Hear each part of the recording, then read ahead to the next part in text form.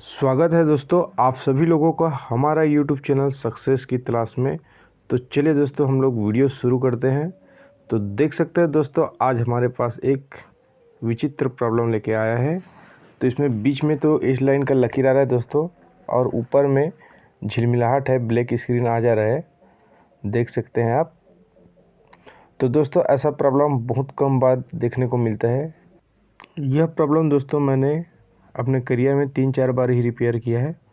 तो चलिए दोस्तों हम लोग इसको रिपेयरिंग करके दिखाते हैं आपको समस्या क्या है। तो चलिए दोस्तों हम लोग वोल्टेज चेक कर लेते हैं, और मैंने मीटर को रख दिया दोस्तों 200 के रेंज में सेट। अब यहाँ पे हम लोग 110 वोल्ट चेक करेंगे। तो देख सकते हैं दोस्तों 127 वोल्ट बता रहा है। कारण ये दोस्तों ये वीडियोकॉन का ओरिजिनल किट है। तो ओरिजिनल टीवी में दोस्तों वोल्टेज ज़्यादा रहता है, 140 वोल्ट तक का रहता है कंपनी देख के। और वर्टिकल आईसी के पिन नंबर 2 और पिन नंबर 6 में वोल्टेज चेक करेंगे।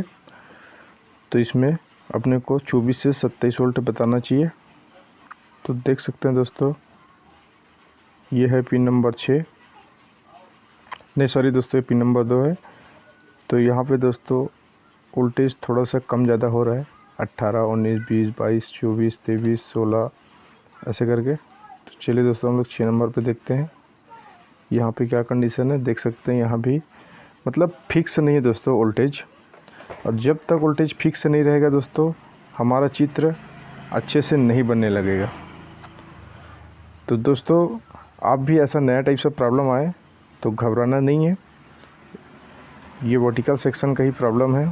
तो कहीं ना कहीं दोस्तों वर्टिकल सेक्शन के सप्लाई लाइन में कोई ना कोई दिक्कत है, रेजिस्टेंस, डायोड, कंडेंसर या तो फिर EST। तो दोस्तों ये इस वाला किट में वर्टिकल आईसी का इनपुट सप्लाई ST से आया रहता है। तो देख सकते हैं मैं अभी ट्रैक मिला रहा हूँ, ये लगा है डायोड, और डायोड के पहले लगा है एक रेजिस्टेंस। तो देख सकते हैं, और ये है दोस्तों ST का पिन नंबर 2, यहीं से वर्टिकल आउटपुट हो रहा है। उसमें साफ साफ लिखा है दोस्तों, देख सकते हैं 24 वोल्ट आउट करके, और तो नहीं लिखा है लेकिन 24 वोल्ट लिखा है। तो इस वाला किट में वर्टिकल आईसी के लिए 24 वोल्ट आउट होता है दोस्तों। तो देख सकते हैं ये रेजिस्टेंस से होते हुए डायोड, और यहाँ से ये सप्लाई गया ये कंडेंसर में। यहाँ पे लगा है दोस्तों इसको फिल्टर करने के लिए कंडेंसर, और ये है कॉइल।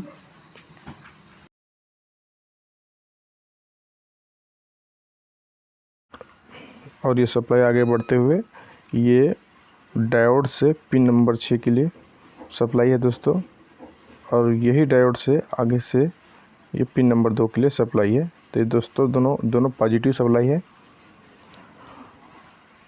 तो दोस्तों आप लोगों ने मेरे चैनल अभी तक सब्सक्राइब नहीं किया होगा तो सब्सक्राइब कर दीजिए, क्योंकि मेरे चैनल पे फॉल्ट फाइंडिंग से रिलेटेड अच्छी वीडियो आती रहती है। तो चलिए दोस्तों एक बार हम लोग वोल्टेज को और अच्छे से कंफर्म कर लेते हैं कि इसमें एक्चुअल में प्रॉब्लम क्या है। तो देख सकते हैं दोस्तों अभी भी वोल्टेज हमें फिक्स प्राप्त नहीं हो रहा है। तो जब तक फिक्स नहीं आएगा दोस्तों तो टीवी में स्क्रीन कहाँ फिक्स बनेगा। तो दोस्तों यही लाइन से समस्या है। तो इस लाइन में कौन सा पार्ट्स ख़राब है मैं आप लोगों को बताता हूँ। तो देख सकते हैं दोस्तों ये है कंडेंसर, ये 24 वोल्ट को फिल्टर करने के लिए इसमें 1000 में 35 वोल्ट का कंडेंसर लगा है। तो ये वाला कंडेंसर चेंज कर देंगे दोस्तों हम लोग, तो यहाँ का सप्लाई हम लोगों को फिक्स आने लगेगा, उसके बाद स्क्रीन भी अच्छा बनेगा। और यहाँ पे एक छोटा सा कंडेंसर और लगा है दोस्तों 100 में 40 वोल्ट, ये दोस्तों सपोर्ट के लिए लगा रहता है, वोल्टेज को और शक्तिशाली बनाने के लिए। चलिए दोस्तों मैं इसको निकाल लेता हूँ।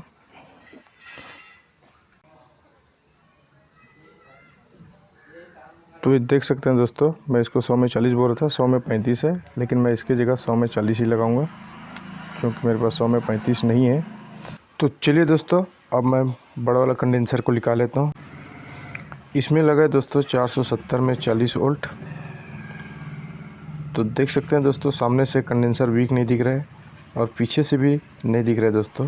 ज़्यादातर कंडेंसर ख़राब हो जाता है तो इसको ऊपर की तरफ उभरा हुआ दिखता है, लेकिन इसमें नहीं दिख रहा है।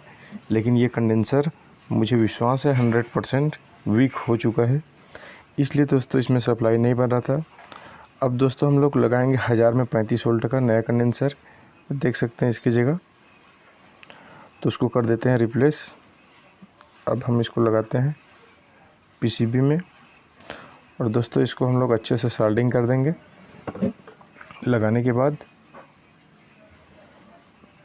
तो आप भी दोस्तों अच्छे से सोल्डरिंग कर दीजिए। कोई लूज वगैरह भी दिख रहा है तो उसको भी आप अच्छे से एक बार देख लीजिए सोल्डरिंग वगैरह करने के लिए।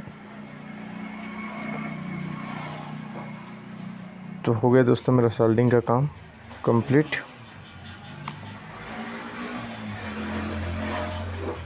अब दोस्तों मैं 100 में 40 वोल्ट का छोटा वाला कंडेंसर भी लगा देता हूँ, क्योंकि ये उसका सपोर्ट के लिए लगा था कि वोल्टेज को मेंटेन करने के लिए। तो इसको भी लगा देता हूँ और अच्छे से सोल्डरिंग कर देता हूँ। तो दोस्तों किसी भी फील्ड में अगर आपको आगे बढ़ना है तो उस फील्ड के अनुभवी के अनुभव को आप अपने व्यवहार में उतार लेंगे तो आपको सफल होने में ज़्यादा देर नहीं लगता दोस्तों, जितना आप अपने अनुभव से सीखेंगे।